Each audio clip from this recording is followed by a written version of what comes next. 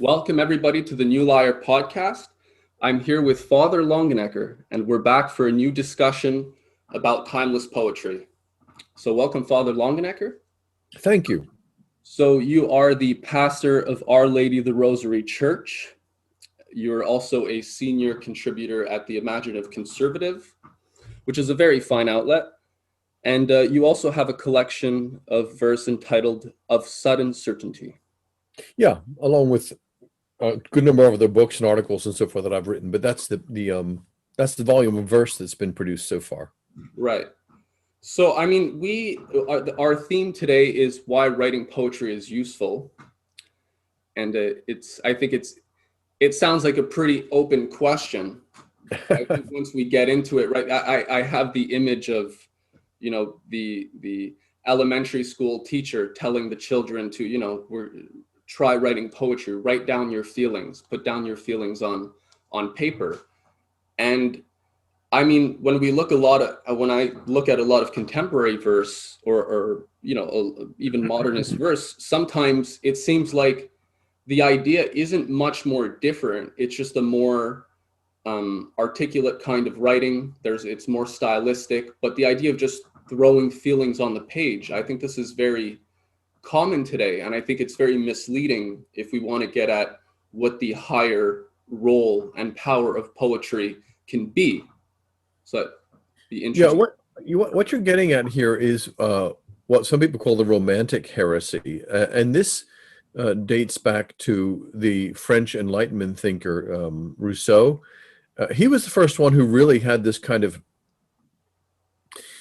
personal, gushy, emotional experience, which he elevated to be the kind of great guiding light that you must always trust. Not, the generation before him, Immanuel Kant said, "I think, therefore I am," and Rousseau comes along and says, "No, I feel, therefore I am."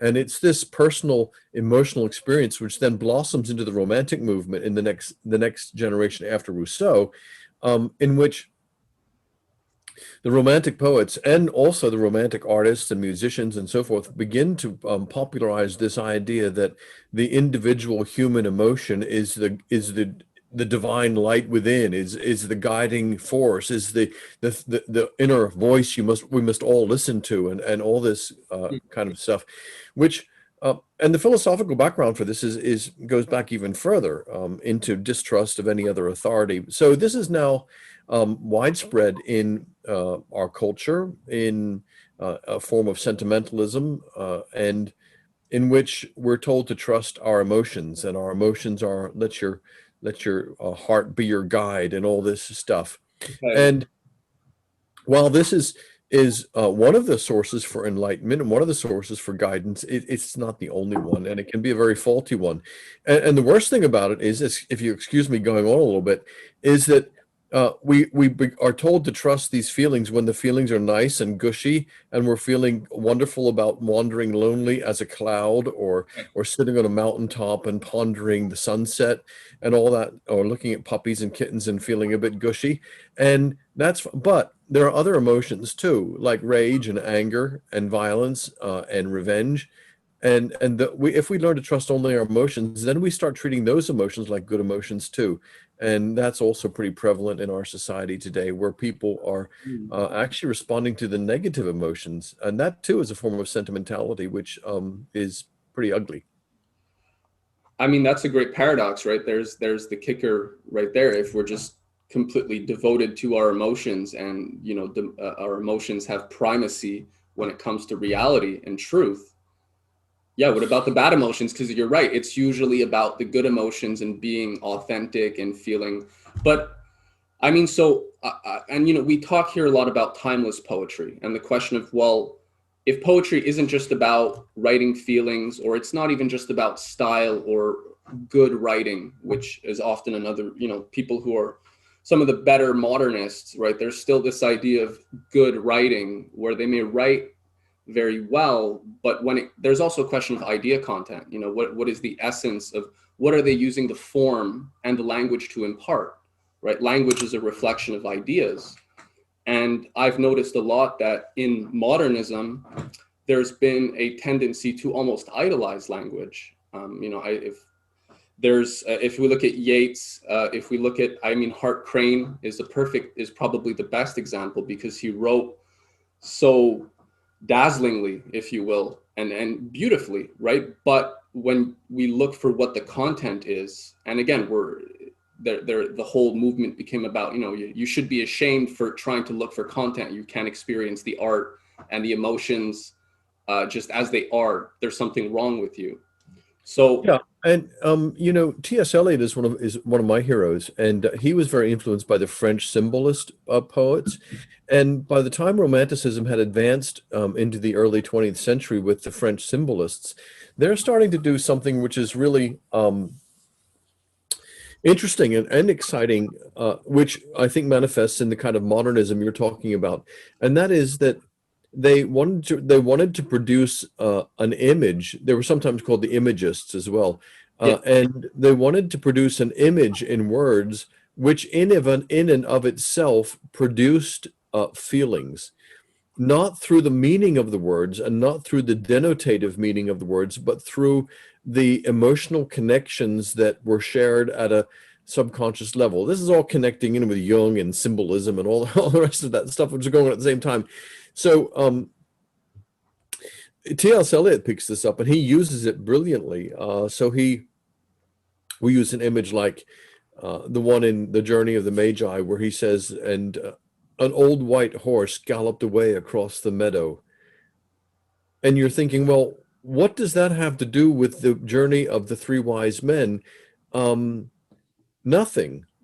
He's creating an image so that when you read it, you have some kind of a vague nostalgic feeling of beauty, of this old white horse gallops away across the meadow. And it works. But again, if that's all that poetry is, then you end up with stuff like Wallace Stevens and so forth, which is so abstract and weird that it's difficult to make that connection. So it's a this is where, yeah, the sentimentalism has gone to. It's gone into some abstractions which are now disconnecting poetry from most popular readers. right. So I guess the question I would ask you is, how do we impart a more enduring form to our thoughts and feelings, which have this changing quality? How do we how do we bring together that which is changing with that which is unchanging? Right? There's a paradox. Well, Well, in the poems that I write, I was very influenced by a little group of. I lived for 25 years in England, so I was very influenced by a group of poets in mid 20th century England called the Movement. These are people like Donald Davy and Elizabeth Jennings, Philip Larkin, Andrew Motion, and they're writing formal poetry, sonnets and so forth, with rhyme schemes and with rhythm and so forth. And they're using the traditional forms, but they're writing in a colloquial, vernacular uh, tone or style, Mhm. and very often using I rhyme and near rhyme, and getting away from the typical iambic pentameter and using the rhythms of ordinary speech. Um, and I really like that. I think it has a wonderful connection with the tradition, and has the discipline of writing in form, but it has the accessibility of um, writing in the colloquial sort of rhythms and using colloquial vocabulary rather than some kind of exalted poetic style. So for me, that really works as a modern idiom for poetry, because it connects with tradition, and yet still carries form. The poet Elizabeth Jennings is a poet that is very widely neglected. I feel she was very prolific, and she writes very much from her heart. She suffered from depression, and she writes from mental illness, and writes out of. It's not all pretty, folksy stuff. It's some deep, gritty stuff, but she still writes this with form and with structure. Okay, I have 2 points on that. There's a quote I wanted to get here by St. Augustine on poetry.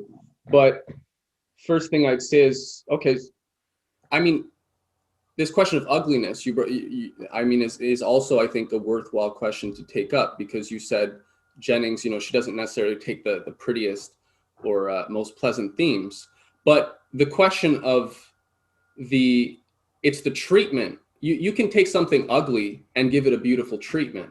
So the question, right? The Greeks did this all the time with tragedy, right? Shakespeare does this all the time. The subjects or the situations are not pretty. They're full of death and murder, but what imparts to those elements their unchanging or their immutable sort of essence and their sublime beauty is really the idea that is being conveyed through the treatment of these things. So I think it's important. We're not saying that, or I mean, we at the Chained Muse at New Lyre, we look for what I would call timeless poetry, poetry that conveys a sense of timeless beauty. That doesn't, people will then say, well, you can't talk about dark things, or this has become popular, right? I should be able to talk about all the feelings I'm getting. But the question is, how do you impart these feelings? How do you give them a beautiful treatment? How do you give them a timeless treatment? And I feel like that's not obvious for a lot of people. It's not, Yeah, I mean, for a poem to be beautiful, for a piece of art to be beautiful, doesn't mean that they all have to be about, daffodils in spring. I mean, as you just said, Shakespeare deals with tragedy, and the classic tragedies and dramas and poetry of Greece and Rome deal with real gutsy, heartrending stuff. But this is where we're getting down to some really interesting conversation, because you talk about beauty a lot.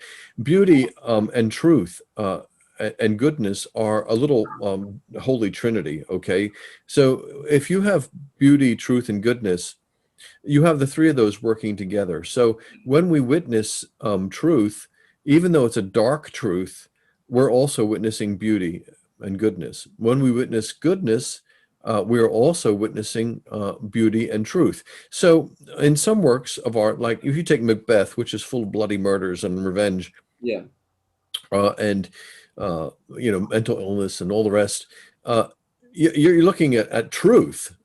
yeah, And therefore, it is also beautiful and good. But it's only truth because in Shakespeare's plays, they are undergirded with a sense of meaning and a sense of justice, and a worldview which believes in God and believes in providence and believes that even in the darkest times, there is a seed of justice. There is.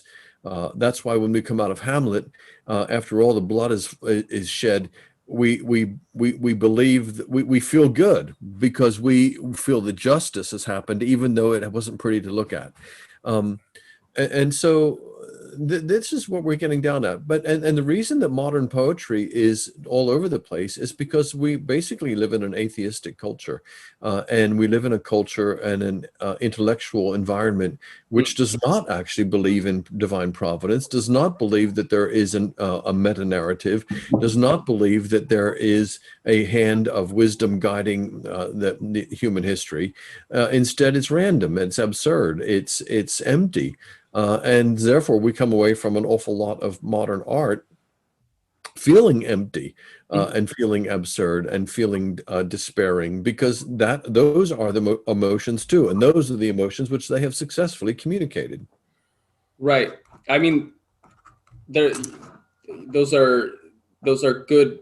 There's some good paradoxes there, because yeah, even the people who will defend, let's say, modern art, contemporary art, I would stick. You can't deny that you feel empty after a lot of this stuff. It's undeniable that feeling that you just said comes with a lot of this avant-garde stuff. It leaves you feeling empty, and you said, there's a reason for that. But as you said, even with the question of Shakespeare, Macbeth, it's full of these dark things, but yet there's a higher truth. Even if we're showing that there's these darker things, why is it still beautiful? It's because actually Shakespeare's using all these, these dark things, or these hideous scenes, to actually, it's a tragedy. That's the whole point of tragedy. He's actually Yeah. using that to show, And to bring and, art. and yes, and modernism in itself, and modern techniques and so forth in art and poetry and music and drama, uh, are not in themselves destructive. Very often, the medium does not match the method, the meaning rather. But if you take T.S. Eliot's *The Wasteland* and *The Hollow Men*, Hmm. these poems are very dark, and he was writing them from a time of having a mental breakdown, and this is really dark, tragic stuff. But underneath it all, he is a man of faith, and there is a groundwork or a substrata, if you like, of faith. It's the same in the stories of Flannery O'Connor, where she's dealing with these grotesque individuals and murder and criminals and quite ugly stuff happening. Um, but there is this substrata of faith, which therefore, again, brings together that trinity of beauty, truth, and goodness, where we're seeing truth, even though we're not seeing beauty. Right. I mean, especially in our age, if we're talking about, I think of, I look at today and I think of I recently published a piece called Demented Choirs by a young poet on the Chained Muse. And I was looking for the image. I always take time to find just the right image to pair with the poem. And it was it was just a scene from a Bosch painting. And I think of the paintings of Bosch and Bruegel, right? There's Yeah. all this chaos and confusion. But the point is, I think it's all the more interesting because they still manage to create something sublime. There's a sublime beauty, that permeates these seemingly weird and crazy scenes. And in many ways, they seem abstract, or they seem to do all the things that a lot of more Yeah, they're surrealistic, aren't they? Bosch's visions of hell and so forth. yeah, he manages to communicate beauty, and I feel like that's a paradox right there. Like there's something higher going on, and I think that's where you pointed it out, because you said, when you mentioned modernism and I forget how you worded it, but there is an underlying idea for a lot of the modernist poetry which claims to, maybe not have a meta narrative, right? Or to deny a meta narrative, but there is a narrative under it. And what do you think that narrative is? You said it's atheistic. But yeah, what is the narrative really? Or maybe just take some time to. Well, the narrative of modernism, really, since the end of the Second World War onward, has been largely in the arts, has been one of atheism and therefore nihilism and despair. If you take a play like Waiting for Godot, where nothing really happens except these two tramps discuss that nothing is really happening, you know, uh, the plays of Ionesco and so forth, and Sartre. These are atheistic writers, and they're communicating their belief system, which is one of nihilism and despair, and therefore we should not be surprised that we feel that way when we come away from it. And it's making my point, therefore, that all art, poetry, drama, whatever, is communicating a message. It is communicating a worldview. It is communicating a philosophy, and people shouldn't pretend that it doesn't. I can remember one time doing some prison work with some rehab work with some prisoners, and they were all in there for committing various crimes. And I said, so what do you guys believe? And one guy said, I don't believe anything. I said, well, that's what you believe then, Yeah. because we all have a worldview. And going on from your point, how is this communicated? How does Bosch create a scene of horror, which is also a scene of beauty? Why do we witness the madness of Ophelia and her drowning and her burial, and feel that it's poignant and beautiful in some way when it's actually tragic? So, well, this has to do, I think, with technique, because then we come back to technique. How is the story communicated? How is the poetry communicated? How is the artwork communicated? And how skillful is it? And that's where the artist's skill comes in being able to communicate the truth of a situation and incarnate that truth in a story, a play, a poem, sculpture, so that we perceive it, and in perceiving that truth, the door to beauty opens up as well. And we this is the power of art, that experience beauty and goodness and truth. In my parish in South Carolina, to use architecture as an illustration, we built a beautiful new church in a traditional Romanesque style with stained glass windows and sculptures and art and all the rest, and it's really beautiful. And everybody who comes into the church stands at the back and looks up and they say, "It's beautiful." And I say, "Well, what do you think is beautiful about it?"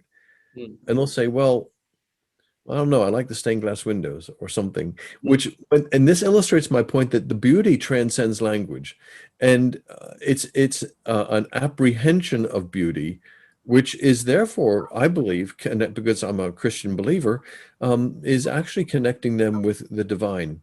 Um, Dostoevsky's quoted so much as saying, "Beauty will save the world," and there's something to that. And it's the skill, therefore, the technique of the artist to be able to communicate that in such a powerful and skillful way that the person perceiving it, the audience, does actually apprehend beauty.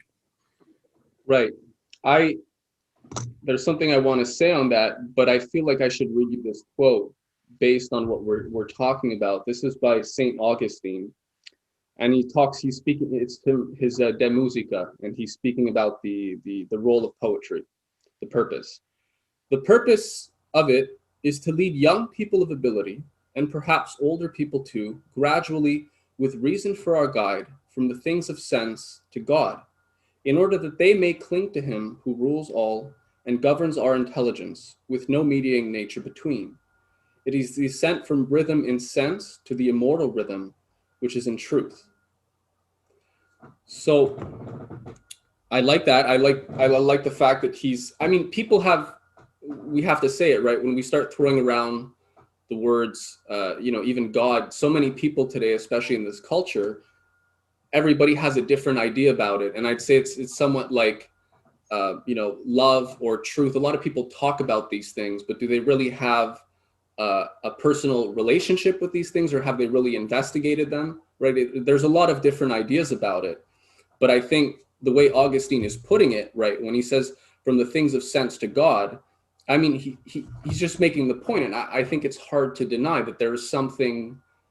Human beings are not just flesh. There's something spiritual in humanity, and different cultures are going to express it differently, right? Different language cultures, different traditions. I mean, but it's undeniable that all these different cultures, whether it's, the ancient Vedic cultures, or, let's say the Sufi mystic poets, or, take your pick, they're all still striving for something immutable and unchanging, and we could call it divine. And poetry is a way to capture that. But how Well, do they do it? You're saying it you is. have to recognize that you can't do it in order to really be able to do it, because you just said with just with your example of architecture, that they couldn't put into words why it was beautiful.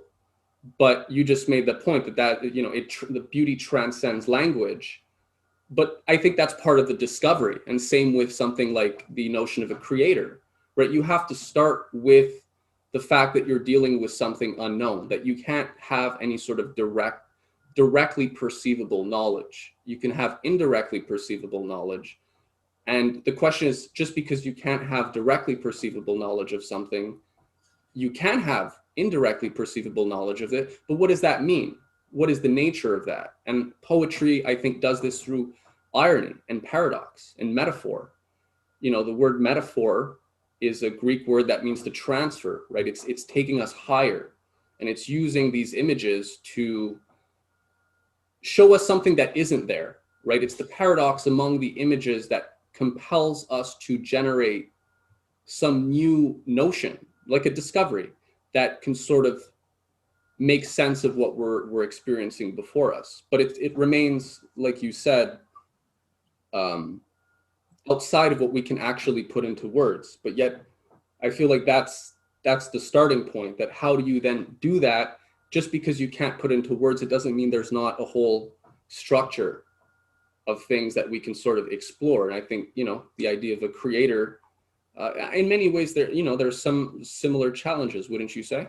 when we talk about poetry, the divine, the way Augustine's talking about it. Well, any art which is moving towards the abstract is moving, therefore, towards the inexpressible. And but the more it becomes abstract, the more difficult human beings have to actually interpret what they're seeing and understand what they're seeing. Hmm. Now, the other extreme is poetry or story or artwork, which is overly literal. Oh, So or overly didactic. So when you look at a picture which is painted with photographic realism, it is, or a photograph, it is so realistic that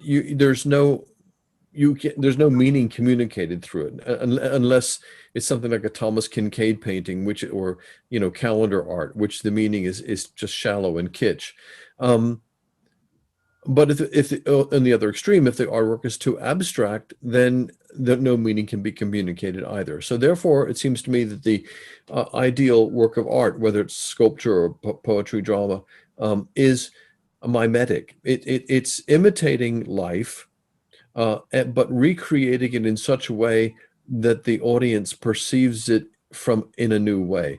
And this is where poetry is really interesting, because with its use of words, um, we actually perceive uh, what the poet is presenting to us, but we see it in a new way, in the same way that an impressionistic painting will show us a landscape, but we see the landscape in a way that we would not if it was a photograph of the same thing. mhm. And because it's been filtered through the artist's imagination and his skill to communicate what he sees to us and the beauty that he sees underneath it all. And now, one of the ways poetry does this, which I'm really interested in, is by the use of rhyme. I maintain rhyme schemes in my poems. And um, one of the things which I find very curious in trying to write a poem is that my mind will be searching for a particular rhyme. Um, let's say I want to find a rhyme for boat. And so my mind is, because of sifting through and saying, right, boat, goat, remote, um, whatever else. But let's say I choose goat. Oh, goat rhymes with boat. Suddenly, I may see a connection between a boat and a goat that I'd never seen before. Um, this is a silly example, but It makes it. Yeah, I think it's yeah. actually. But what I'm saying is that the being forced to find a rhyme will therefore make my mind find a connection between two things which weren't connected before.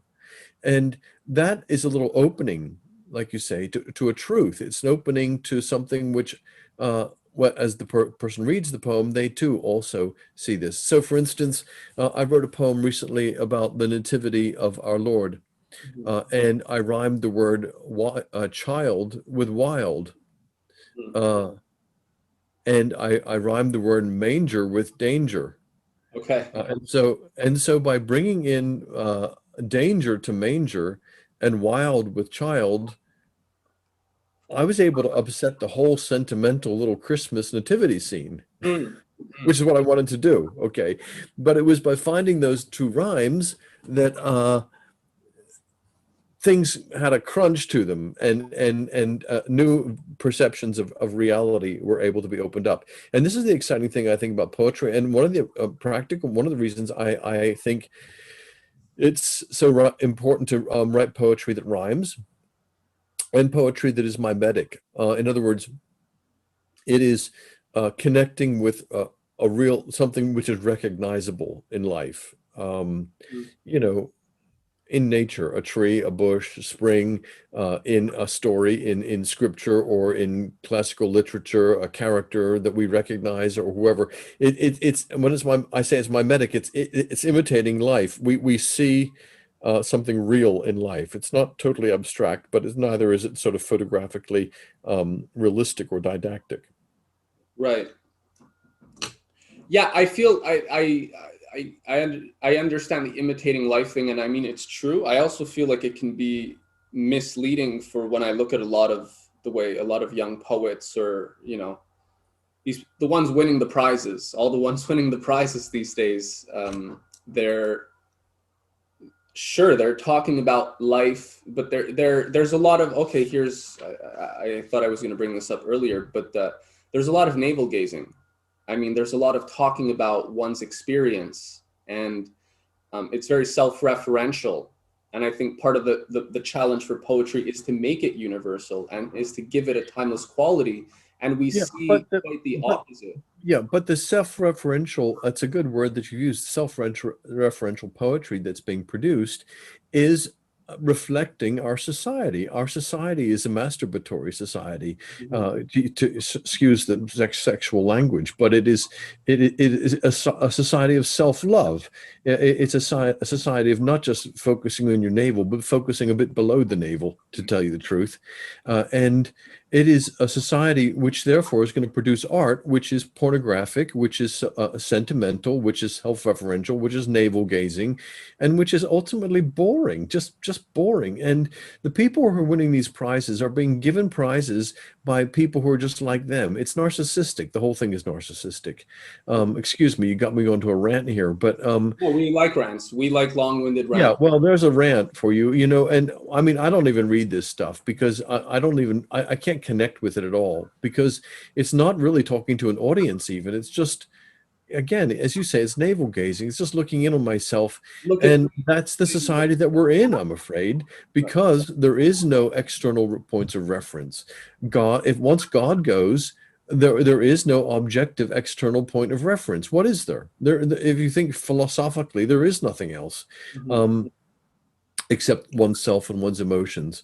And as I said at the beginning of this interview, this goes back to Rousseau. It goes back to the earliest, the Enlightenment thinkers. A very good book, which is out at the moment, is by a guy called Carl Trueman, and it's called The Evidence of the Modern Self, or something like that. And Carl Trueman goes through, and it's the whole book is about the growth of expressive individualism, as he calls it, or the modern self, Mhm. and how the entire culture is self-referential, um, and how eventually this leads to destruction. Right. I mean, I was just gonna say, yeah, you said it before, and we're coming back to this theme. And ultimately, there's no higher truth, right? I mean, let's say they don't believe in God, but it's not really that they don't believe in a higher truth, right? What for them, what's primary is what you can touch, taste, hear, see, or smell. Sometimes there's an extra mystical or Gnostic sort of thing that gets thrown in there, but the point, what I see with a lot of popular culture, even not just the modern or the avant-garde stuff. I mean, if you watch Netflix or Amazon Prime, I still do, and I oftentimes I'm interested to see what's coming out. You know, I find it very fascinating. But because there was this loss of a higher sense of truth, let's just put it that way for now. Really, all you have is feelings, right? Really, all you have are these sort of fleeting emotions, and so in a sense, it makes sense that the artist has to continually look for new ways of sort of uh, surprising you, right? Of sort of entertaining us. And so obviously, you know, I watched there's The Purge. I don't know if you've ever heard of this movie. It was a series, but all crime is legal for 12 hours, and it's one of these crazy dystopia movies. But the point is that things are just getting darker. You know, there's Saw, there's all these things, but it makes sense if you deny a higher sort of reality that we can all sort of tap into and share. All we have are these raw emotions, and art really just becomes finding new novel ways to excite the senses and entertain us. But we're all very quite numb, right? I mean, there's this whole, why are people watching all this stuff? Part of it is because, you know, like, what else are they going to do? We're in a culture right now which is the result of 500 years of atheism, which has been growing over the last 500 years. I've written on this. I've done a online course called "The Church in an Age of Revolution," looking at the last 500 years as an age of revolution. And the book I've just finished is called "Beheading Hydra." a radical plan for Christians in an atheistic age. And I think what we're shy of saying in America is what is actually true, and that is that we live in a materialistic, atheistic culture. And by materialism, it's just what you've just said. It's that the only thing that is real is what I can see and sense and touch with my senses.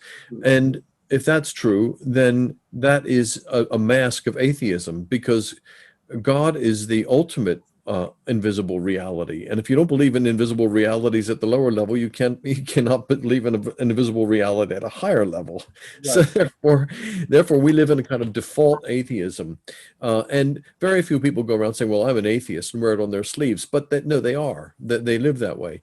And they believe that way, that there is nothing but these senses. And as you said before, nothing, therefore, in my own life which is reliable except my feelings.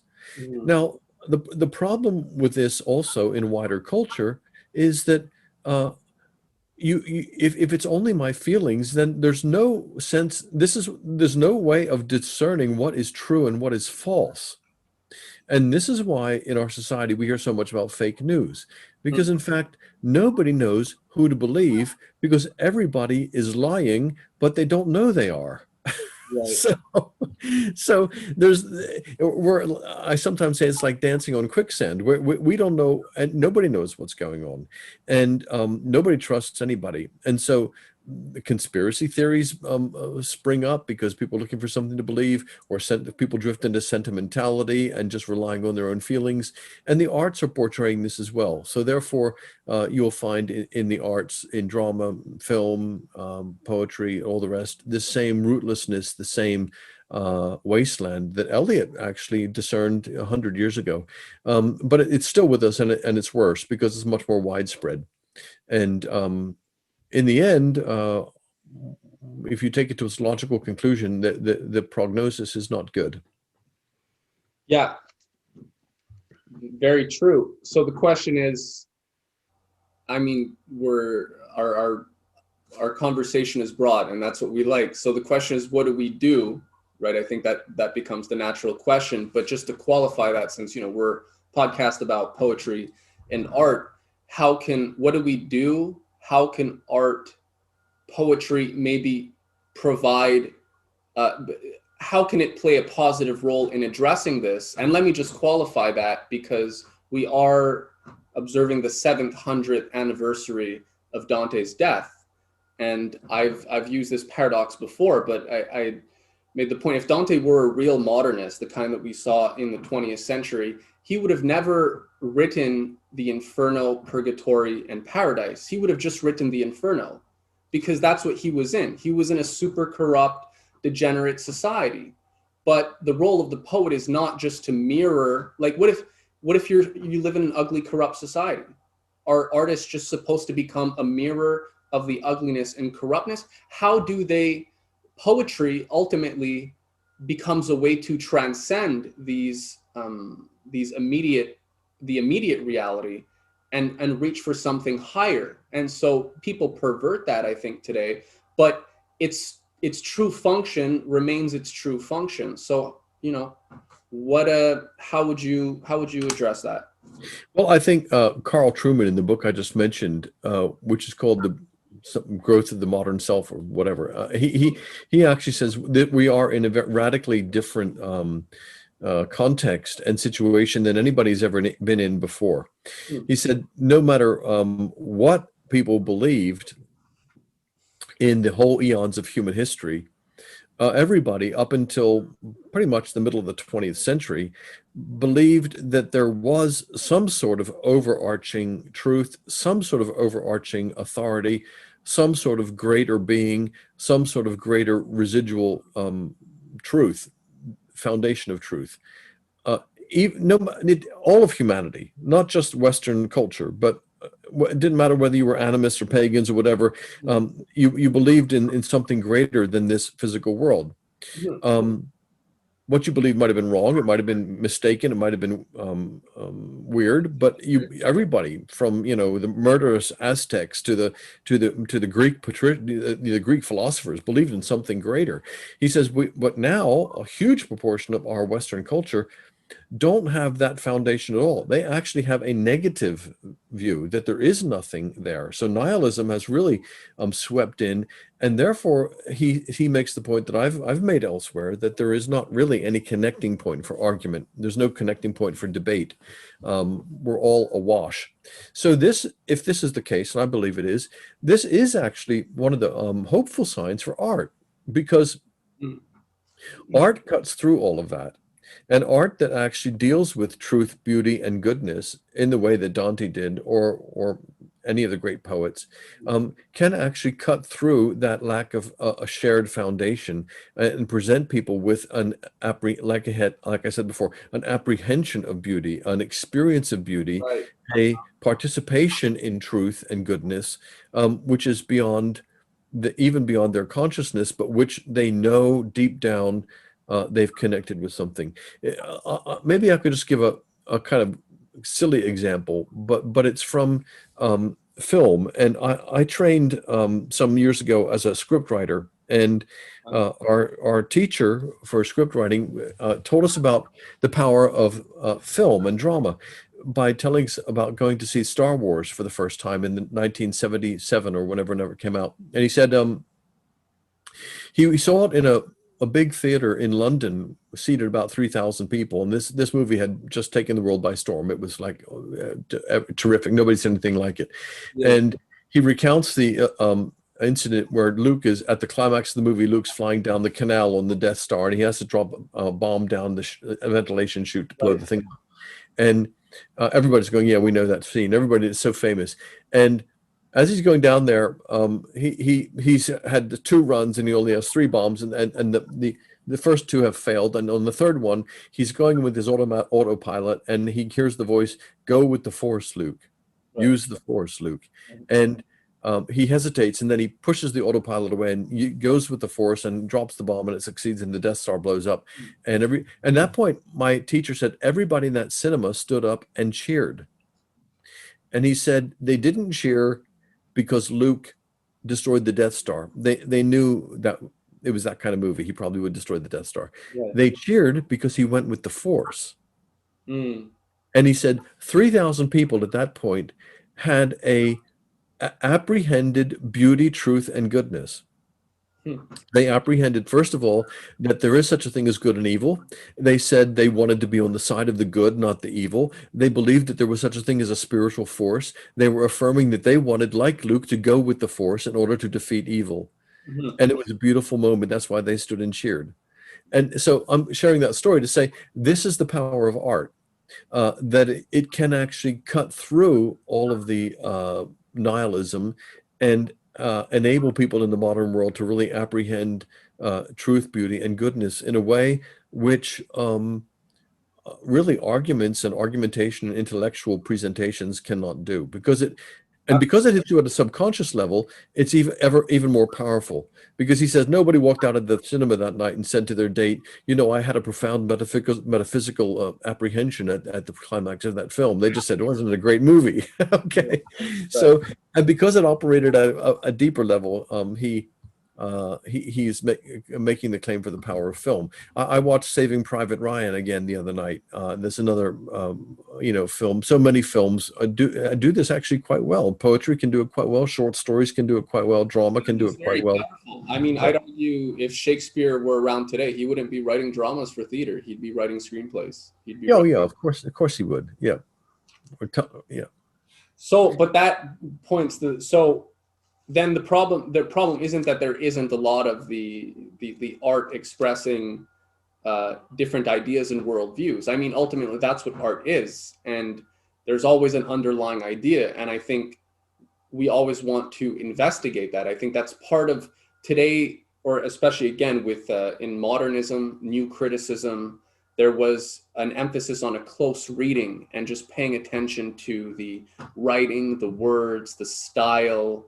But what universe was this poet in? What universe is actually being communicated across the poetry? It's not, the poet's never going to tell us what universe they're in. The poem is a shadow of that.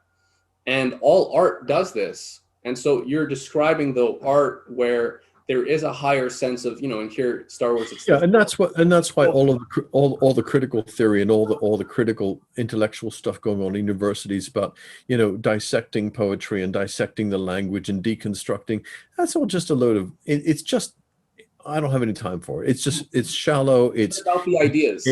it's arrogant, it's destructive, and it's missing it most of all, it's missing the point completely. It's bringing a scientific sort of mindset to art. I mean, I've mocked this sometimes. Said this is the equivalent of taking apart an alarm clock to find time.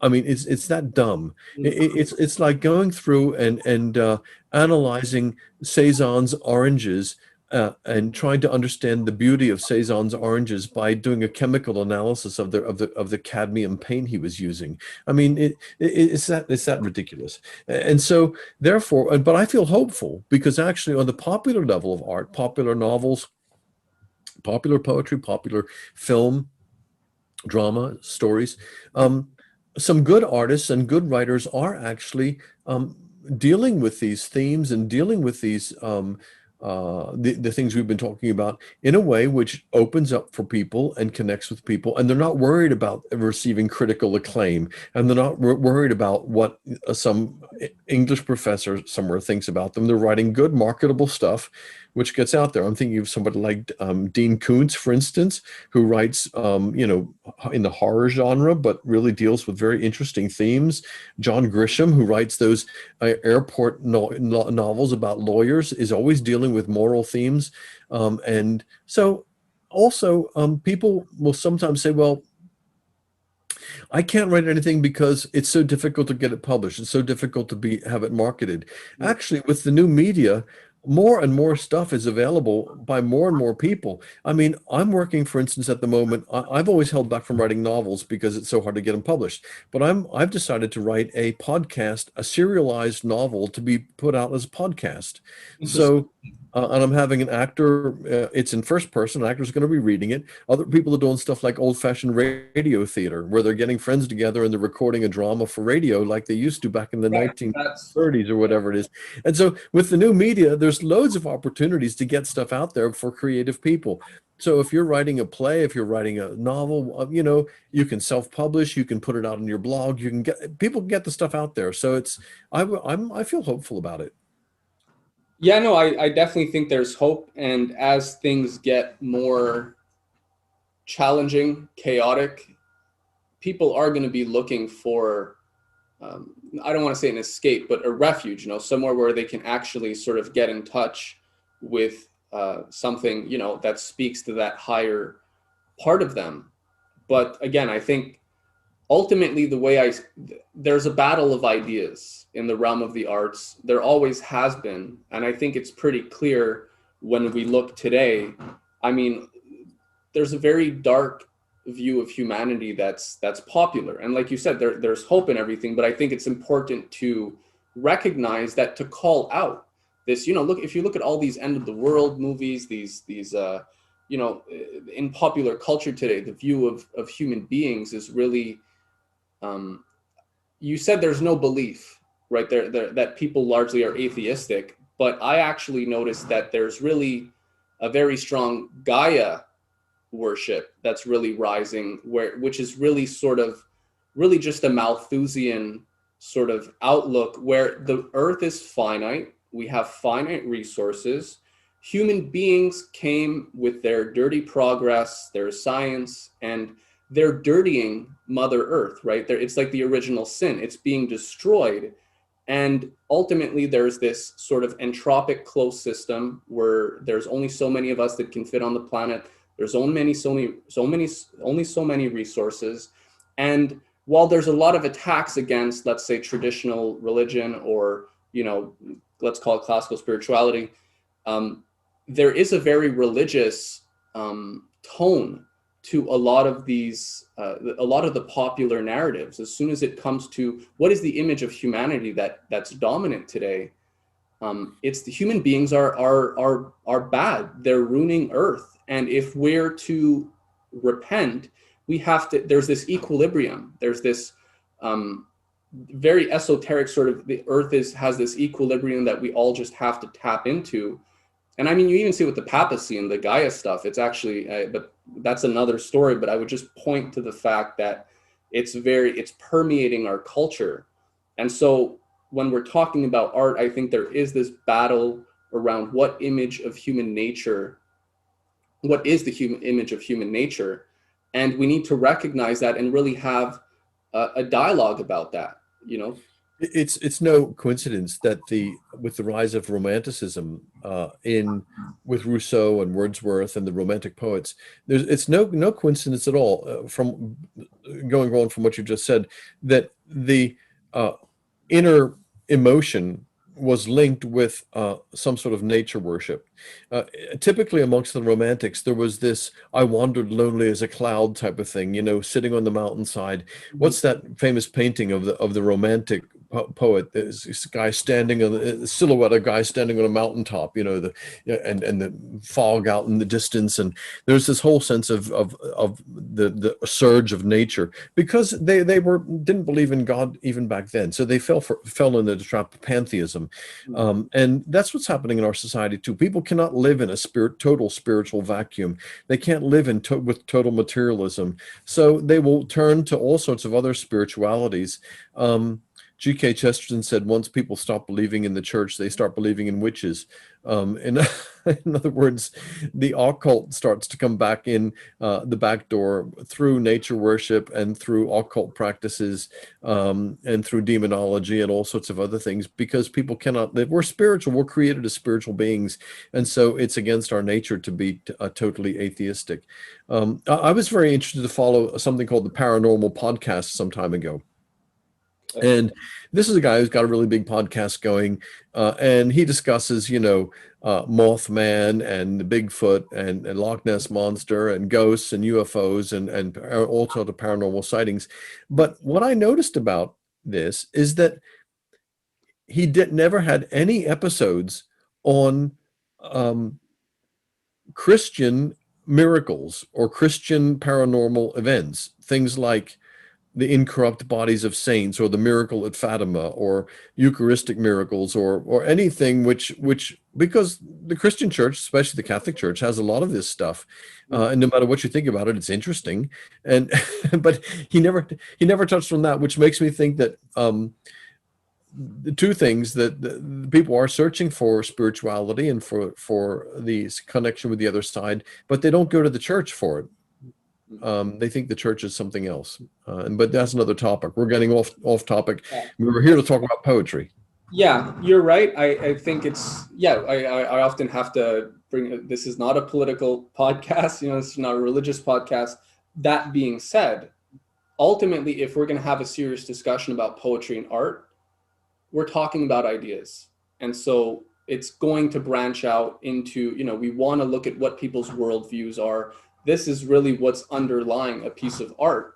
And I think that's important, because if we really want to have art in where there is this rigorous dialogue about these higher questions of what is the nature of man? What is the nature of the universe? Let me give you something interesting to think about here. Okay, I've written a book on liturgy, which is called Letters on Liturgy, and one of the things I've said in there is that if one goes to a traditionally celebrated Catholic Mass, one is actually participating not just as a passive audience member, but as a participant in a combination of all the different art forms compressed into an accessible 1 hour weekly experience. So, for instance, if you were to come to my parish, you would walk through the door and you would be experiencing the appreciation of sculpture in the Stations of the Cross and in the sculptures of the saints that we have around the church, stained glass paintings. You would hear beautiful music sung by a choir and organ and instrumentalists. You would hear poetry because the Psalms are being sung, and the poetic aspects of the liturgy. You would be experiencing the beauty of furniture, mosaic, metalwork in the candle stands, and so forth. You would be experiencing literature, history, culture, Even in the priest's vestments, you would be experiencing embroidery and the beautiful artwork of fabrics and so forth. And even in the way the priest and the altar servers move in conjunction, there's a kind of beauty and almost a dance to it. So, so talk about experiencing art. This is what Catholic worship always used to be, in which the art forms actually come together, rooted in meaning, but also in an experience of the individual. So poetry, uh, if you like, and literature is meant to be like that. It's meant to be something which you participate in and experience, so that you're opened into the experience of beauty, truth, and goodness. And I feel hopeful. I think that the arts especially shine brightly when times are dark. So I don't feel Well, discouraged by things. you know what? I think I agree. I mean, this is why we have this podcast. This is why the Chained Muse was established. This is why New Lyre magazine is being published. So I absolutely agree. And I think that's a good positive note to end things on. There's Good. Well, thanks for the opportunity to talk today. I'm sorry we didn't talk more about poetry, which is what I think you wanted to talk about. But nevertheless, it's been great talking to you, and I hope that it sparks some conversations and some ideas amongst your listeners. Yes, absolutely. And I mean, as with art, we just have to go with the flow and let it guide us. So I appreciate you for coming, and thank you everybody for listening. Thanks. And I'd like to recommend people to come to my blog, which is dwightlongenecker.com, and they're very welcome to come, and I write about these things regularly. Thanks a lot. Absolutely. I'll leave a link to your blog. Okay. Thank you, Thank everybody. you. Take care.